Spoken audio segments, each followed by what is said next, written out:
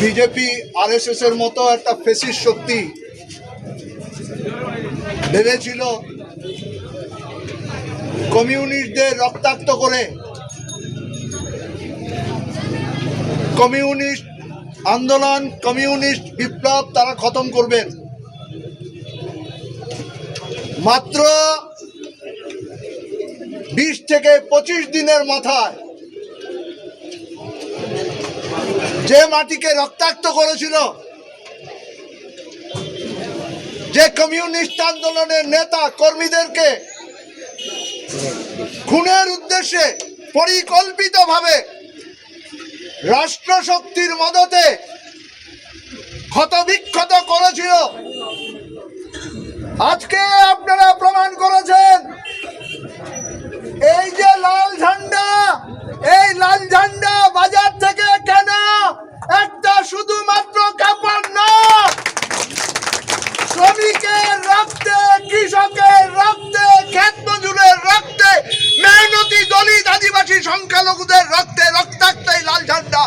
এই লাল ঝান্ডাকে খতম করা যায় না, আপনারা প্রমাণ করেছেন।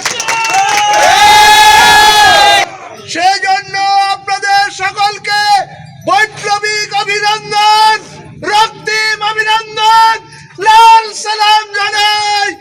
এই মাটিতে যেখানে রক্ত ঝরেছে, যে মাটিতে রক্ত ঝরেছে, সেই মাটিতেই হাজারো লাখো কোটি মানুষকে সাথে নিয়েই আমরা বিপ্লবের ফুল ফোটাবো।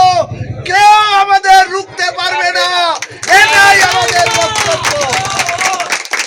আমি খুব বেশি বলছি না।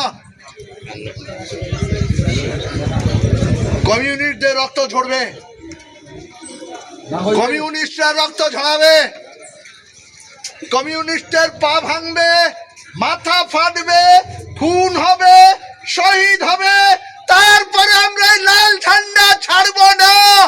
এই লাল ঝান্ডা আমাদের আত্মবিশ্বাসের প্রতীক, এই লাল ঝান্ডা আমাদের শক্তির প্রতীক, এই লাল ঝান্ডা আমাদের বিপ্লবের প্রতীক।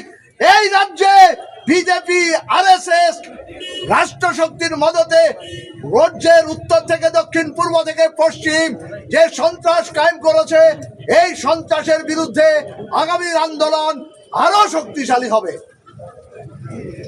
আক্রমণ করে, ভয় দেখিয়ে